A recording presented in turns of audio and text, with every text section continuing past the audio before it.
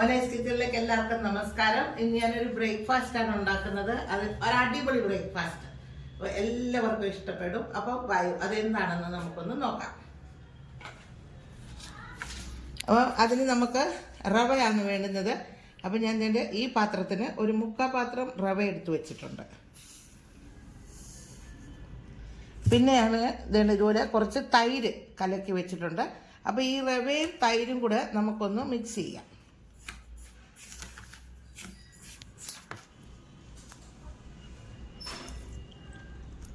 അപ്പോൾ ഈ റവയൊന്ന് മിക്സ് ചെയ്യാനുള്ള തൈര് എത്രയും വേണമെന്ന് വെച്ച് കഴിഞ്ഞാൽ അതെടുത്തോണം എല്ലാവരും. ഇത് ഞാൻ നല്ല കട്ട തൈരായിരുന്നു, അത് ഞാൻ കലക്കി വെച്ചിരുന്നത്.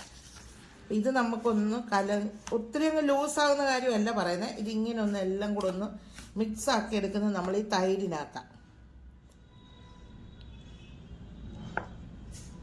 അപ്പം അങ്ങനെ കുറേശ്ശെ ഒഴിച്ചു കൊടുത്ത്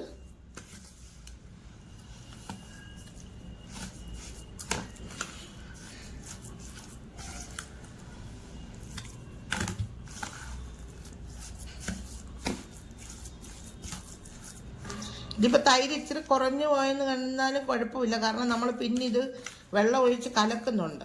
അപ്പോൾ ഇത് ഈ തൈരിനകത്ത് തന്നെ ഇരുന്ന് ഇത്രയും ഇത് കുതിർന്നു വന്നു കഴിഞ്ഞാൽ അതാണ് ഏറ്റവും നമുക്ക് ടേസ്റ്റായിട്ട് കിട്ടുന്നത്. അതേ ഉള്ളൂ, അല്ല കുഴപ്പമൊന്നുമില്ല.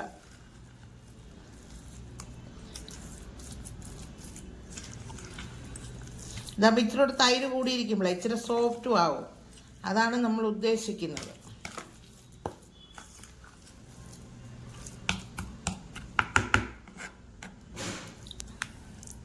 അപ്പോൾ നമ്മുടെ തൈരിനകത്ത് നമ്മൾ ഇങ്ങനെ മിക്സ് ചെയ്ത് ഇങ്ങനെ ആക്കി വെച്ചിട്ടുണ്ട്. അതുണ്ട്, ഇതാണ് ഇപ്പോഴത്തെ പരുവം. ഇനി ഈ റവ ആയതുകൊണ്ട് ഇതിനൊന്ന് കുതിർന്ന് വീർക്കും. അപ്പോൾ ഈ തൈരിനകത്ത് ഇരുന്ന് ഇത് ഒന്ന് കുതിർന്ന് വീർത്തൊക്കെ വരട്ടെ. അപ്പോഴത്തേക്ക് നമുക്ക് എന്ത് ചെയ്യണമെന്നറിയാമോ, നമുക്ക് നമ്മുടെ ഇതിനൊരു ചട്ടണിയും കൂടെ വേണം. അപ്പം ആ ചട്ടണി ഒന്ന് ആക്കിയെടുത്തോണ്ട് വരാം.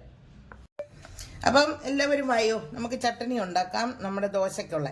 അപ്പം നമ്മൾ അത് ഇത്രയും കപ്പലണ്ടി എടുത്ത് വെച്ചിട്ടുണ്ട്. പിന്നെ ഈ ഒരു പാത്രം തേങ്ങ തിരുമിയത്, പിന്നെ ഒരു 3-4 വറ്റൽമുളക്, ഇച്ചിരി പുളി. അപ്പം നമുക്ക് എന്ത് ചെയ്യണമെന്നറിയോ, ആദ്യം നമുക്ക് ഈ കപ്പലണ്ടി ഒന്ന് വറുത്തെടുക്കാം. അപ്പം അതിനൊരു പാൻ അടുപ്പ് വെച്ചിട്ടുണ്ട്.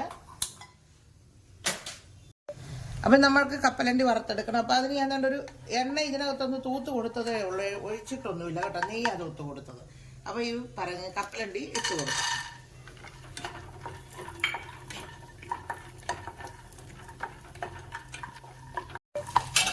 അപ്പം നമ്മുടെ കപ്പലണ്ടി ഒന്ന് ചെറുതായി മൂത്തിട്ടുണ്ട്. അപ്പം നമുക്ക് ഈ വറ്റൽമുളക് ഒന്ന് ഇട്ട് കൊടുക്കാം. അതിൻ്റെ കൂട്ടത്തിൽ തന്നെ നമുക്ക് നമ്മുടെ ഈ തേങ്ങയും കൂടെ ഒന്ന് ഇട്ട് കൊടുക്കണം. ഒന്ന് ഇളക്കിയിട്ടാണ് 2 മിനിറ്റ് ഒന്ന് ഇളക്കാം. എണ്ണക്കത്തിട്ട് ഒരു ഇച്ചിരി കറിവേപ്പിലയും കൂടി ഇടാം.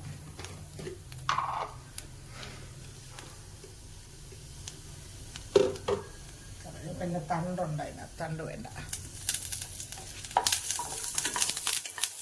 ഇനി നമുക്ക് നമ്മൾ ഈ എടുത്ത് വെച്ചിരിക്കുന്ന തേങ്ങാപ്പിൽ ഇടാം.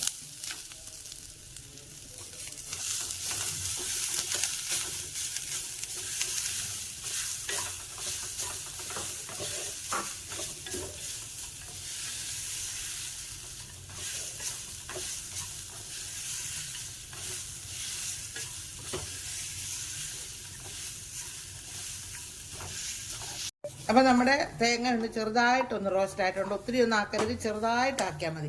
പിന്നെ നമ്മൾ അതിനകത്ത് പുളിയും എടുത്ത് വെച്ചിരുന്ന പുളിയും ഇതിനകത്ത് ഞാൻ ഇട്ടിട്ടുണ്ടായിരുന്നു. എന്നിട്ട് ഇതിനി നമുക്ക് ഒന്ന് തണുത്ത് വന്നു കഴിയുമ്പോൾ ഇതെല്ലാം കൂടെ ഒന്ന് അരച്ചെടുക്കണം. നമുക്ക് അടിപൊളി ചട്നിയാവും. അപ്പം ഇതിവിടെ ഇരിക്കണം. ഇനി നമുക്ക് നമ്മുടെ സൂചി തൈരിനകത്ത് കലക്കി വെച്ചില്ലേ, അതിൻ്റെ ബാക്കി പണി ചെയ്യണം. അപ്പം എല്ലാവരും വായോ, നമുക്ക് നമ്മുടെ റവയൊന്ന് നോക്കാം എങ്ങനെയായെന്ന്. റവ നല്ലോണം കുതിർന്ന് ഇങ്ങനെ ആയിട്ടുണ്ട്. ഇനി നമുക്കിതൊന്ന് കുറച്ച് വെള്ളം ഒഴിച്ച് കലക്കി കൊടുക്കണം. എനിക്ക് ഇച്ചിരി അങ്ങനെ ഞാൻ ആ തൈരെടുത്ത പാത്രത്തിൽ തന്നെ വെള്ളം എടുത്ത് വെച്ചിട്ടുണ്ടായിരുന്നു. അപ്പോൾ അത് നമുക്കൊന്ന് കലക്കി കൊടുക്കാം.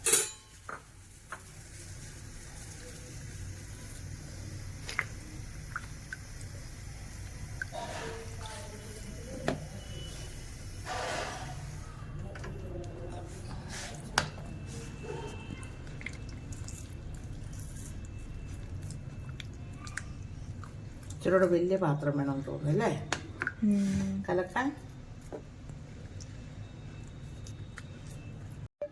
അപ്പം നമ്മുടെ റവ ഇവിടെ തന്നെ നല്ലവണ്ണം കുറച്ച് വെള്ളം കൂടെ ഒക്കെ ഒഴിച്ച് കലക്കി എടുത്തിട്ടുണ്ട്. അതിങ്ങനെ ഈ പരുവം വേണം. ഒത്തിരി അങ്ങ് ലൂസും ആകരുത്, എന്നാൽ അങ്ങ് ഒത്തിരി ടൈറ്റും ആയി പോകില്ല. ആ ഒരു രീതിയിൽ നമുക്കിത് എടുക്കണം. ഇനി നമുക്കുണ്ടല്ലോ ഇതിൻ്റെ ബാക്കി ഇച്ചിരി പരിപാടിയുണ്ട്. ഇച്ചിരി കടുകൊക്കെ വറുത്തിടണം. അപ്പോൾ അതും കൂടെ നമുക്കൊന്ന് ചെയ്യാം. അപ്പോൾ അതിന് ഞാൻ എൻ്റെ ഒരു കടായി വെച്ചിട്ടുണ്ട്.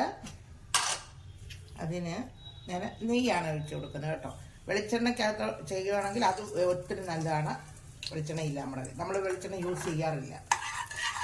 അതുകൊണ്ട് ഇത്തിരി നെയ്യാണ് ഞാൻ ഒഴിച്ച് കൊടുത്തിരിക്കുന്നത് ടേസ്റ്റിന് വേണ്ടിയിട്ട്.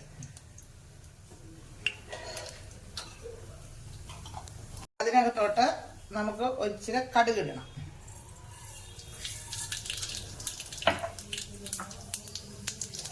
അത് കഴിഞ്ഞ് ആ കടുക് പൊട്ടിക്കഴിയുമ്പോൾ നമുക്ക്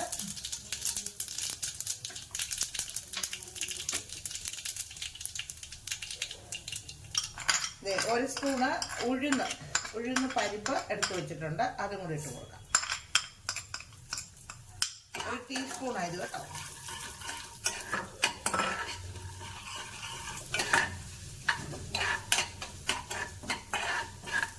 ഇനി നമ്മൾ ഒരു 2 വറ്റൽമുളക് ചെറുതായിട്ട് ഞുറുക്കി വെച്ചിട്ടുണ്ട്. അതും കൂടെ ഇടണം. ഈ വറ്റൽമുളകൊക്കെ ഇട്ട് കഴിയുമ്പോണ്ടല്ലോ മൂത്തൊക്കെ വന്നു കഴിയുമ്പോൾ അടിപൊളി ടേസ്റ്റാണ്. അതായത് ഇത് മൂത്ത് വരുമ്പോൾ തന്നെ നല്ല മണമാണ്. പിന്നെ ഒരു ഇച്ചിരി ഇഞ്ചി, ഇച്ചിരി കറിവേപ്പില ചെറുതായി അരിഞ്ഞത്,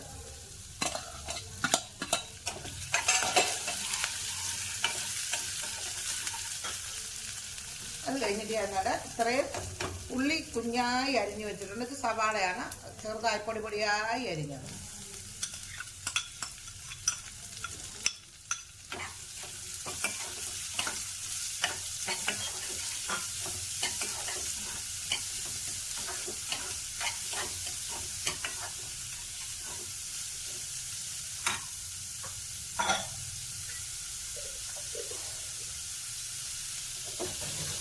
അപ്പം നമ്മുടെ ഉള്ളി ഒന്ന് ചെറുതായിട്ട് വഴന്ന് വന്നിട്ടുണ്ട്. അപ്പോൾ ഒത്തിരി അങ്ങ് വഴയരുത്. ഇത് പകുതി ഇങ്ങനെ നമുക്കൊരു പകുതിയായി കിട്ടിയാൽ മതി, അല്ലെങ്കിൽ പിന്നെ ഇതിൻ്റെ ടേസ്റ്റ് മാറും.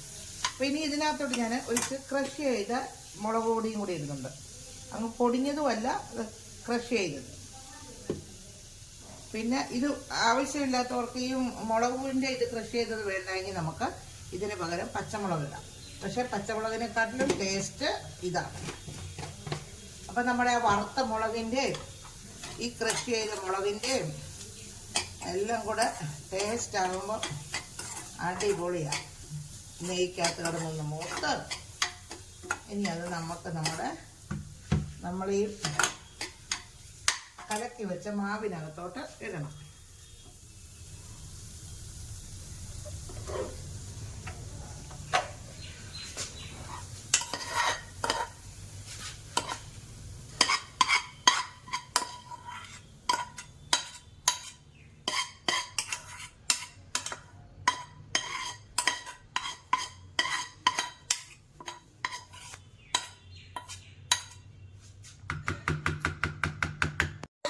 അപ്പം നമ്മൾ ഇതിനാവശ്യമുള്ള ഉപ്പ് ഇടണം. ഉപ്പ് നേരത്തെ ഇട്ടിട്ടില്ലായിരുന്നു, അപ്പോൾ ഉപ്പും കൂടെ ഇട്ട് കൊടുക്കാം.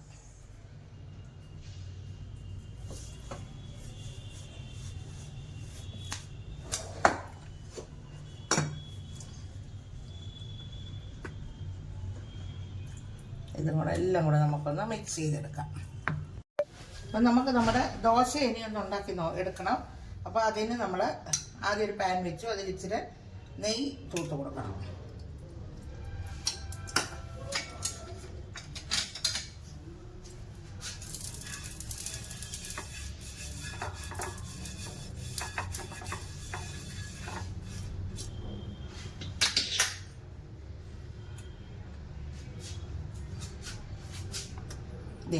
നല്ല കളർഫുള്ള് കണ്ട, കാണാൻ തന്നെ നല്ല ഭംഗിയല്ലേ.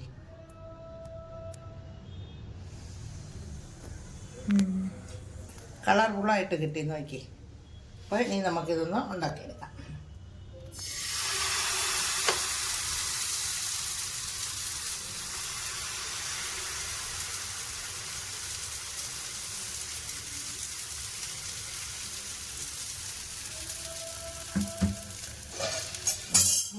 നമുക്കൊന്ന് അടച്ചു കൊടുക്കാം. അപ്പം ആ ഒരു മറ്റേ വശം നല്ലോണം വെന്ത് അടച്ചിട്ട് കൊടുക്കാം.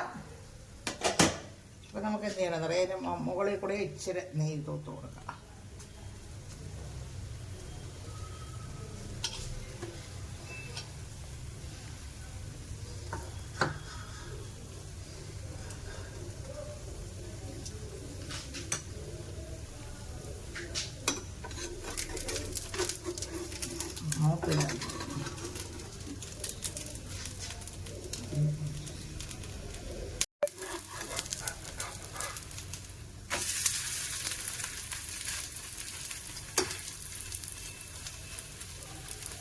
ഈ വശം കൂടെ ആ മറ്റേ വശം കൂടെ ഒന്ന് മൂത്ത് വരട്ടെ. നമ്മുടെ ദോശ ഇവിടെ റെഡി ആയിട്ടുണ്ട്. അപ്പൊ നമുക്ക് ഇങ്ങനെ ഓരോന്നൊന്ന് ചുട്ടെടുക്കാം. അടുത്തതും കൂടെ ഒഴിക്കാം.